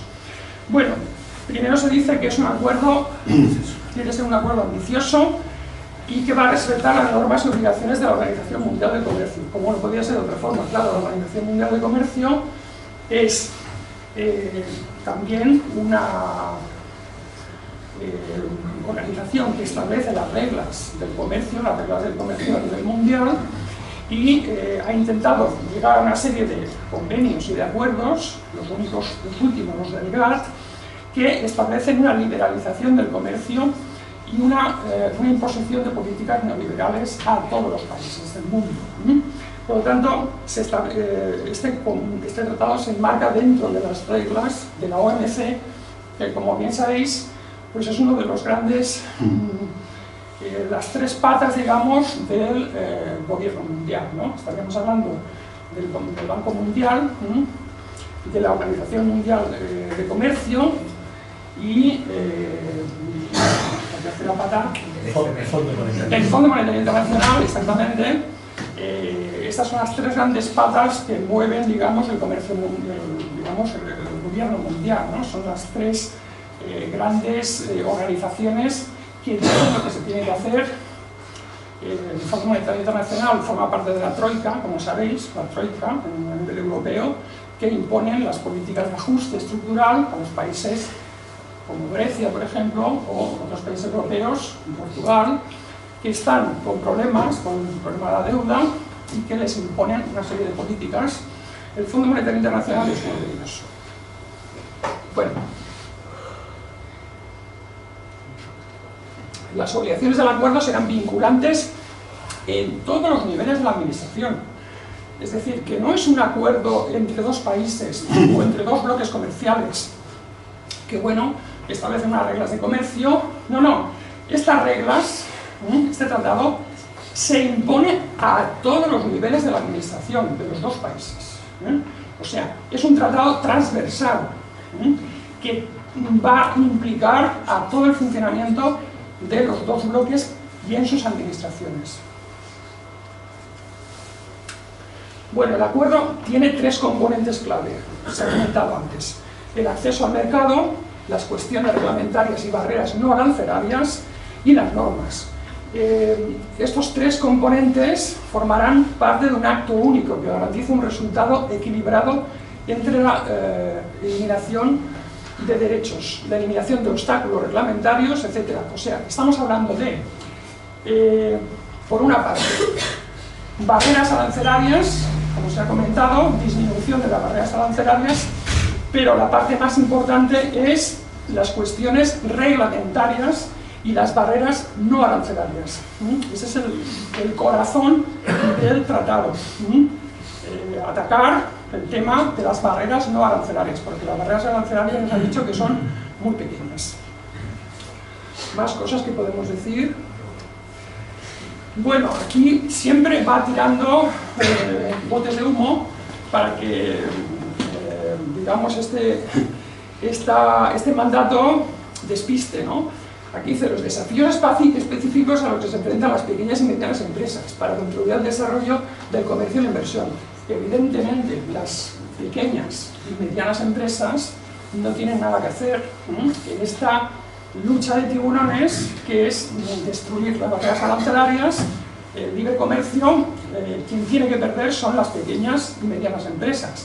Y aquí echa un cable diciendo, bueno, los desafíos que se les presentan a estas pequeñas y medianas empresas, vamos a tener en cuenta estos desafíos, ¿no? En el tratado. Vamos a darle algo para que no se mueran de repente, sino que vamos a tratar que la cosa sea un poquito más suave, ¿no? Pero ya solamente con estas palabras es claro por dónde van los tiros, ¿no? Bueno, aquí también habla de que el compromiso de las partes de comunicarse con todas las partes interesadas, incluido el sector privado y las organizaciones de la sociedad civil. Eso se está incumpliendo. No hay contactos con la sociedad civil. Los negociadores solamente tienen contactos con los lobbies corporativos. No tienen contactos apenas con la sociedad civil. Y cuando tienen contactos con la sociedad civil son determinadas organizaciones muy elegidas y con unas transferencias de información mínimas. O sea, no hay un control social de lo que se está negociando en estas 7 rondas y sí que hay un control por parte de las corporaciones de lo que se está negociando. Por lo tanto, eso también son humos que lanzan para que en realidad se está haciendo todo lo contrario. Bueno, se habla de la compatibilidad reglamentaria, eso lo hemos comentado antes aquí, se ha comentado aquí. Aquí, fijaros lo que llegan a decir, el acuerdo debe reconocer que las partes no alentarán el comercio o la inversión extranjera directa mediante una suavización de la legislación y las normas internas en materia de medio ambiente, trabajo, salud y seguridad del trabajo, ni de las normas laborales básicas, ni de las políticas y la legislación destinada a proteger y promover la diversidad cultural. Cuando se hace tanta incidencia en esto, es que en realidad se está mintiendo descaradamente, es decir, se está diciendo esto, pero en realidad se está haciendo justo lo contrario. O sea, este es un mandato, el texto de este mandato es confuso e intenta hacer ver cosas que no se están haciendo justo lo contrario.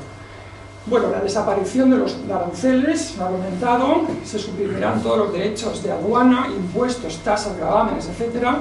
El libre comercio, Pero en una situación de libre comercio, ¿quién sale beneficiado en una situación de libre comercio? En una situación de libre comercio sale beneficiado siempre la parte que sea más fuerte, la parte que tenga una mayor competitividad. En el caso, por ejemplo, de la agricultura, luego lo vamos a comentar, ahora mismo, las relaciones que hay entre el País Valenciano y Estados Unidos, nosotros, bueno, vamos a hablar del País Valenciano, Comunidad Valenciana, ahora mismo, el año pasado, se compró a Estados Unidos por valor de 195 millones de euros, productos agrícolas y productos alimentarios, y se vendió solamente 50. ¿Vosotros pensáis que con un libre comercio, qué es lo que va a aumentar más? ¿Qué es lo que va a aumentar más cuando las fincas agrícolas en Estados Unidos son inmensas, cuando la producción agrícola allá es absolutamente mecanizada, industrializada y los productos son mucho más baratos? ¿Qué le va a pasar a la almendra, por ejemplo, de la montaña de Alicante? Ya desde hace muchos años está en clara desventaja frente a la almendra californiana, o la ciruela, o cualquier otro producto agrícola. Este 195-50 se va a igualar o se va a aumentar todavía más esta diferencia. ¿Por qué? Porque los precios van a ser siempre mucho más competitivos en aquellas economías de escala, en donde las empresas son mayores y donde toda la agricultura está mucho más mecanizada que la que tenemos aquí. Bueno, aquí habla de algunas excepciones. Los artículos 20 y 21 del GATT hacen referencia. Si quieres subir un poco y pinchar en el comentario, sube.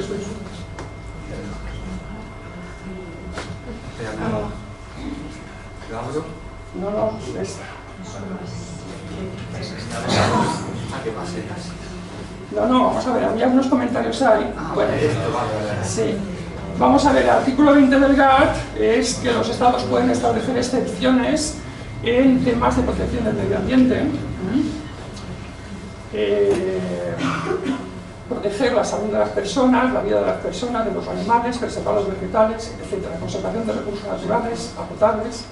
O sea, hay una serie de excepciones que ya están contempladas en el GATT. El GATT es un acuerdo de comercio y servicios de la Organización Mundial de Comercio, que está vigente. Se han llevado varias rondas, la ronda Uruguay, la ronda Marrakech.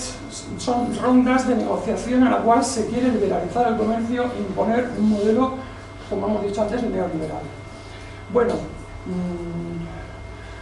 pasamos. No, un par de cosas más y lo dejamos porque...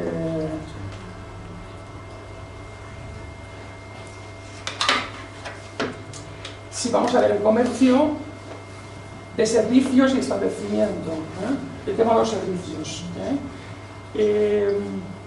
Liberalización, o sea, el objetivo de las negociaciones sobre el comercio de los servicios consistirá en vincular el nivel autónomo de liberalización existente de ambas partes con el nivel de liberalización más elevado obtenido en los ALC vigentes en línea con el artículo 5 del Acuerdo General de Comercio y Servicios. Bueno, es decir, vamos a una liberalización de los servicios como se ha comentado anteriormente. O sea, los servicios van a estar accesibles a las corporaciones. Y es lo que pasa y ahora mismo. O sea, si alguien sabe Ribera Salud, sabéis que aquí los hospitales, hay algunos hospitales que se han privatizado su gestión. La Comunidad Valenciana, el Hospital de Alcira, el famoso Hospital de Alcira, etc. Torrevieja. Ribera Salud ahora mismo, que es el grupo que controla la gestión de algunos de estos hospitales, está en manos de una corporación americana, digamos, un grupo de inversión de riesgo que compró Ribera Salud. O sea, se trata de liberalizar los servicios para hacerlos apetecibles para las corporaciones. A ver, si el tema del trato no menos favorable del que concede a sus propias sociedades. O sea, se trata de que cualquier multinacional en este país o en Europa tenga el mismo trato que se puede dar a cualquier empresa propia del país. Por ejemplo, si un país quiere promocionar sus pequeñas empresas o empresas locales o el comercio local, eso, desde el punto de vista del tratado, estaría prohibido. ¿Por qué? Porque daría unas ventajas que las multinacionales no tendrían. Y las multinacionales, como hemos comentado antes, que es la constitución de las multinacionales tienen que tener un trato equivalente al de cualquier empresa de tipo local o nacional. Se tiene que establecer esta equivalencia. Pasamos.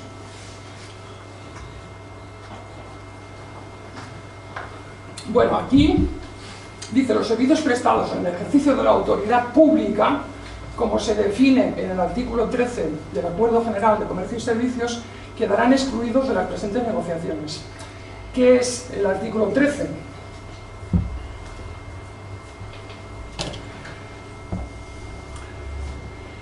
Bueno, aquí nos estamos refiriendo, ¿puedes bajar esto?, a los servicios de tipo seguridad pública, por ejemplo, ejército, facultades gubernamentales, o sea, ejercicios de la autoridad que provee unos servicios pero de competencia gubernamental. O sea, estamos hablando de que esos servicios prestados en el ejercicio de la autoridad pública quedan excluidos de las presentes negociaciones. Evidente, ¿no? Claro, es decir, ya están privatizando las cárceles, por ejemplo. He visto en el periódico que ya en la cárcel de Villena hay vigilantes privados, ¿no? En lugar de la Guardia Civil. Pero, bueno, no sé, eso es la noticia exterior. Exterior, vale, exterior, sí, la vigilancia exterior. Pero hasta ahora la Guardia Civil. Es decir, las competencias que sean de autoridad pública, esas no entran dentro del acuerdo. Claro, faltaría más. Que una multinacional pudiera girar una cárcel o, yo qué sé, hacer los servicios de policía, ¿no? En fin. También este capítulo no abarcará los servicios audiovisuales. Los servicios audiovisuales están excluidos del tratado. Son los únicos servicios claramente excluidos que aparecen en el mandato. Es decir, los servicios audiovisuales, digamos, la elaboración de películas, audiovisuales, todo el mundo, digamos, claro, si entrados aquí, Hollywood ya lo tenemos en todas partes, ¿no? Pero, claro, si esto defiende encima a las empresas audiovisuales, pues poco nos quedaría por hacer, ¿no? Es decir, que el cine europeo que estaría claramente en desventaja si también incluiría los servicios audiovisuales. Bueno, yo no quiero aburrirme, porque solamente son 19 páginas. Únicamente quiero pasar al tema político, ¿no? Es decir, vamos a ver, este tema no ha aparecido en los medios. La primera vez que se ha discutido en el Parlamento fue en mayo, una iniciativa de la Izquierda Plural, en la cual se propusieron una proposición no de ley, en la cual se proponían 3 cuestiones. Una, que este tema fuera sometido a referéndum, es decir, porque el mecanismo de aprobación del tratado va a ser un mecanismo, como se ha dicho antes, aprobación del Parlamento Europeo, pero no pueden modificar ni una coma, es decir, es aprobarlo sí o no, y luego lo van a tener que aprobar cada uno de los estados. Se supone que van a tener que pasar por los parlamentos nacionales de cada uno de los 28 estados, ¿vale? Ese es el mecanismo de aprobación. Pero ese mecanismo, bueno, la Izquierda Plural proponía que hubiera un referéndum, ¿no? Y hubiera una participación pública para que la gente pudiera expresar su opinión.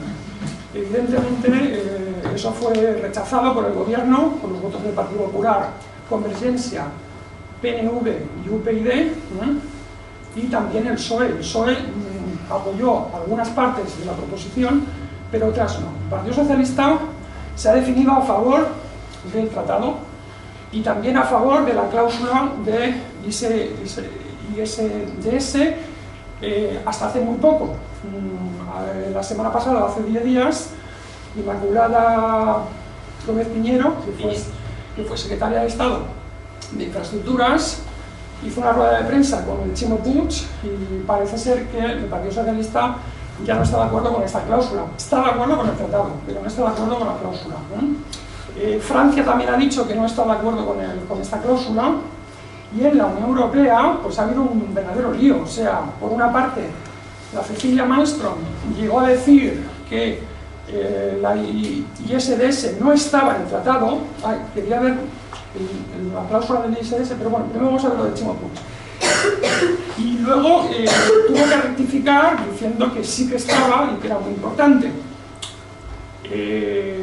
Bueno, ha habido una carta de 14 estados, que si queréis la podemos, también se ha filtrado esa carta, en la cual se pide a la Comisión Europea que acelere la negociación del tratado y que se incluya la cláusula ISDS.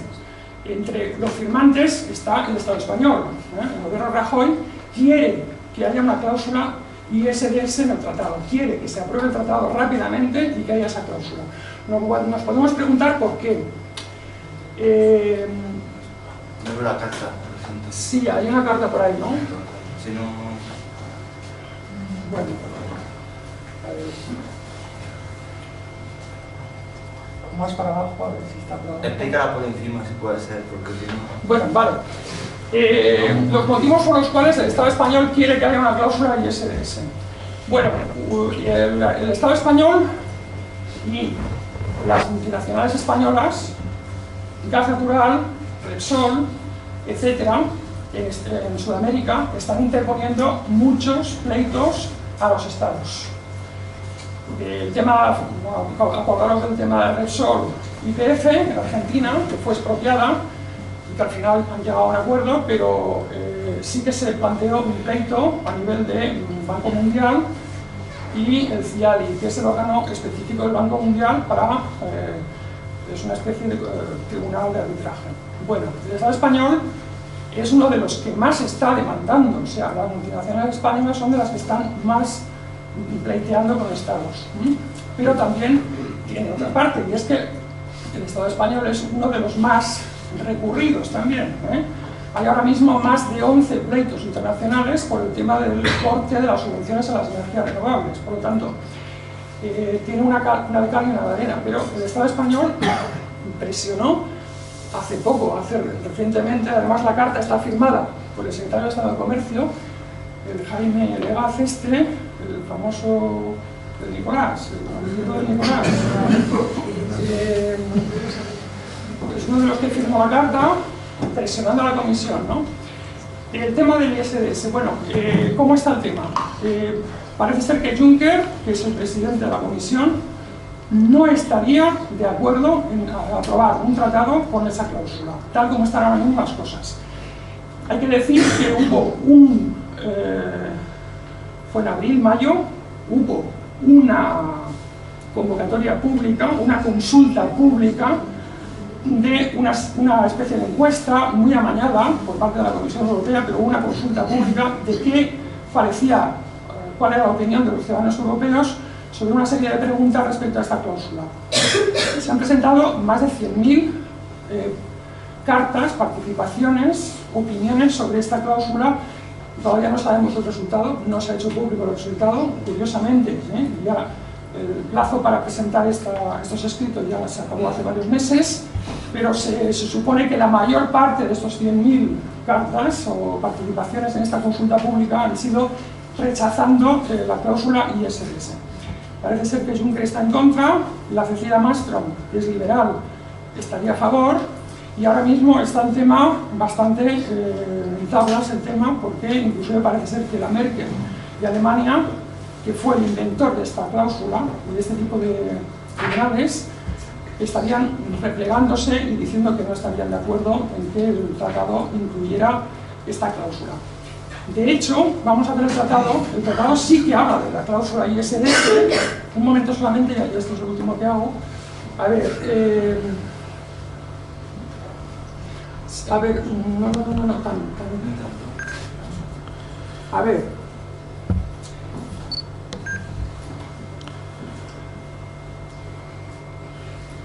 A ver, el acuerdo debe tener como objetivo prever un mecanismo eficaz y vanguardista de solución de diferencias entre inversores y estados, que ofrezca transparencia e independencia de los árbitros y previsibilidad del acuerdo.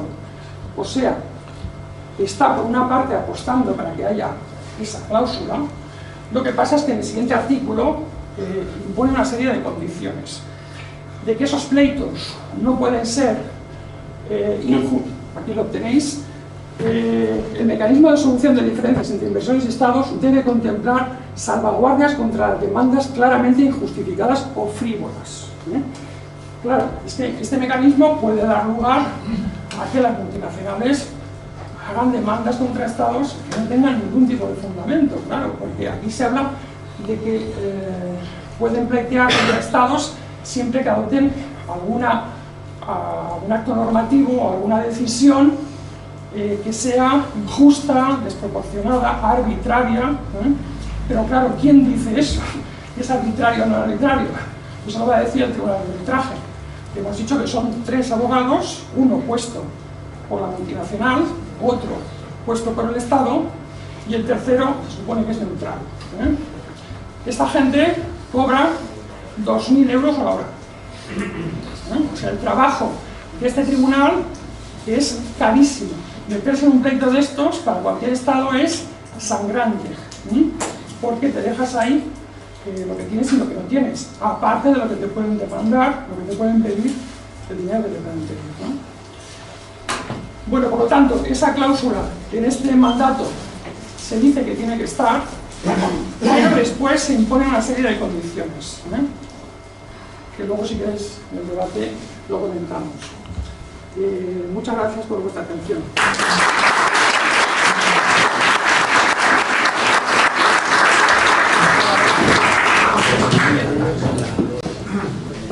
Bueno, buenas tardes y gracias por venir. Yo soy Óscar, voy a hablaros en nombre de la plataforma Pel a Decidir del País Valencià y bueno, dado que mis compañeros han hecho una exposición bastante más detallada de lo que yo podría hacerlo y no veo necesario repetirme, yo me voy a centrar en intentar explicar cómo se ha llegado a esta situación que tenemos, qué son los tratados estos, cómo surgen y cómo podríamos combatirlo, ¿no?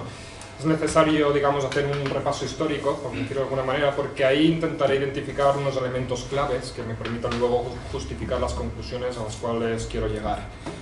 ¿Vale? Intentaré ser breve porque, dado que es un repaso histórico, yo creo que no voy a decir nada que nadie no sepa, ¿no? Pero conviene contextualizar un poco el problema y entender por qué surge. Bien, empezaré hablando del liberalismo, es aquella doctrina económica que considera que los mercados son los únicos agentes que son capaces de regular la actividad económica.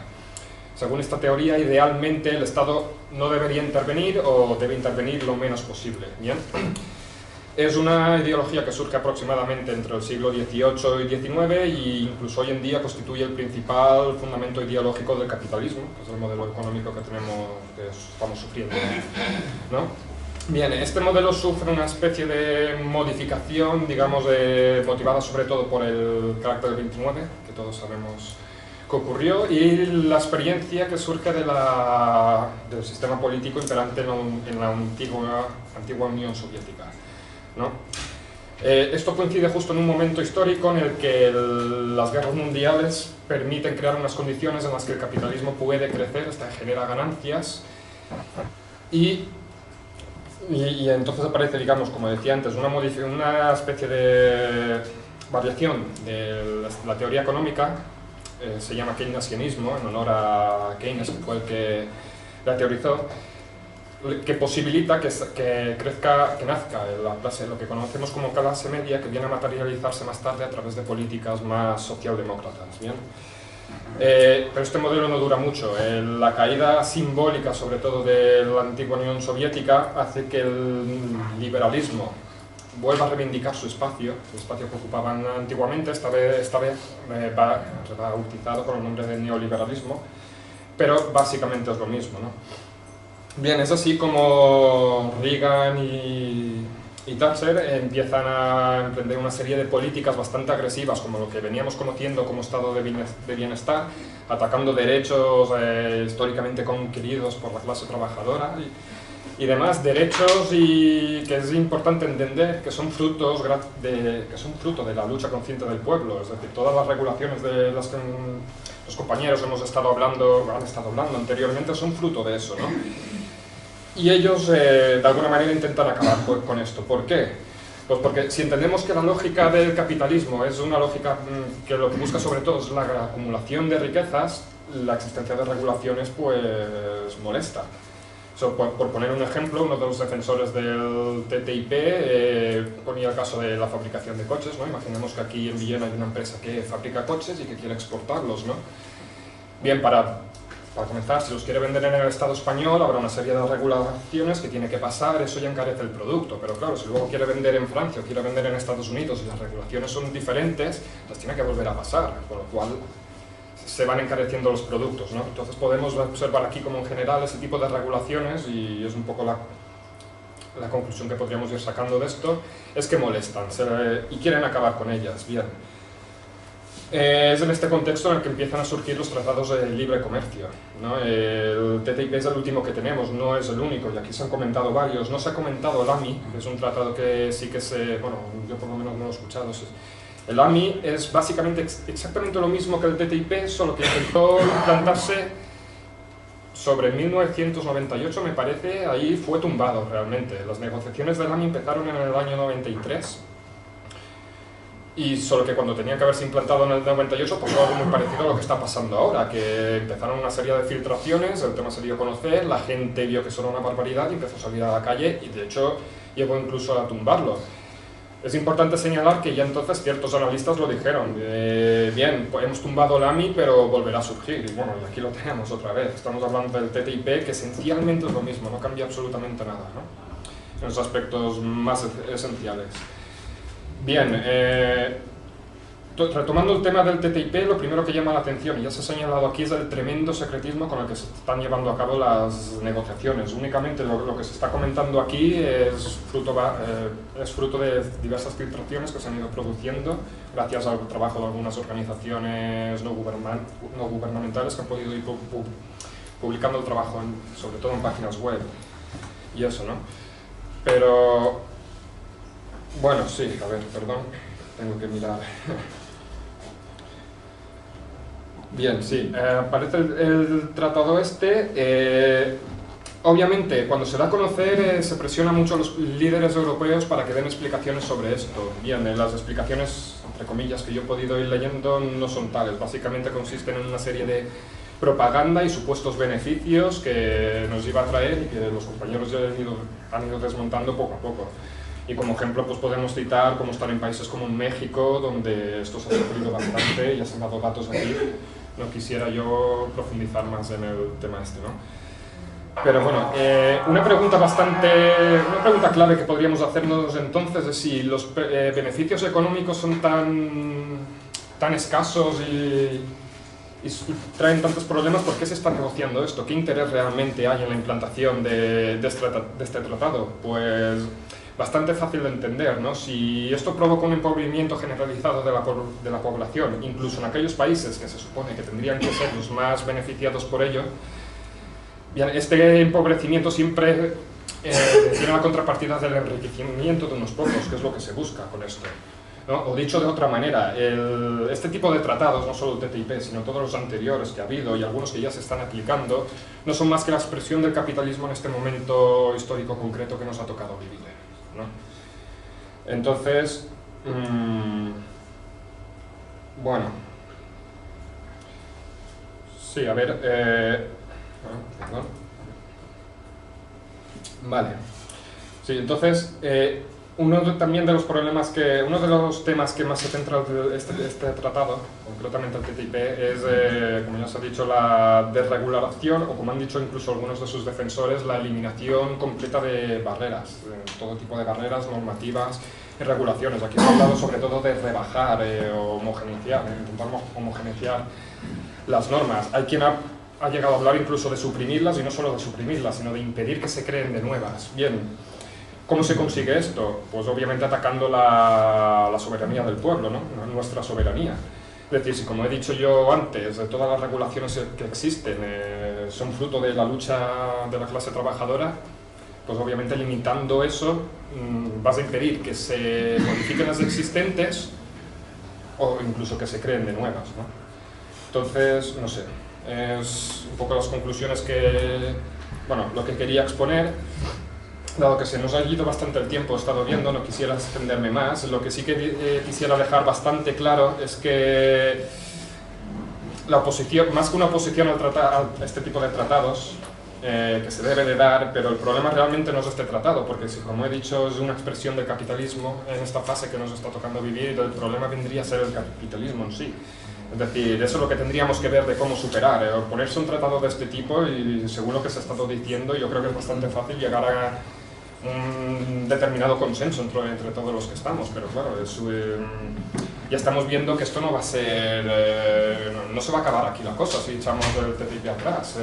Lo van a intentar colar de otra manera, sea como sea, cambiándolo el nombre o troceándolo, ya se ha hecho otras veces. Algunos principios del TTIP o del AMI que he comentado anteriormente ya están en funcionamiento, ya se ha dicho aquí, en otro tipo de tratados, en otro tipo de acuerdos que existen por ahí.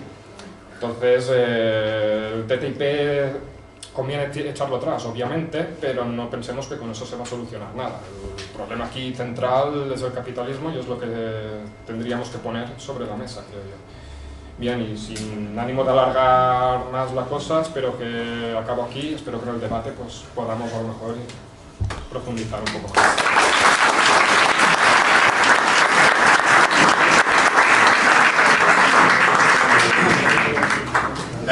Muchas gracias a los 5, tanto del Frente Cívico, ATAC, que Ecologistas en Acción, Comisiones Obreras y Plataforma para el Derecho a Decidir. Obviamente gracias a ti por hablar en castellano, que no estudiamos.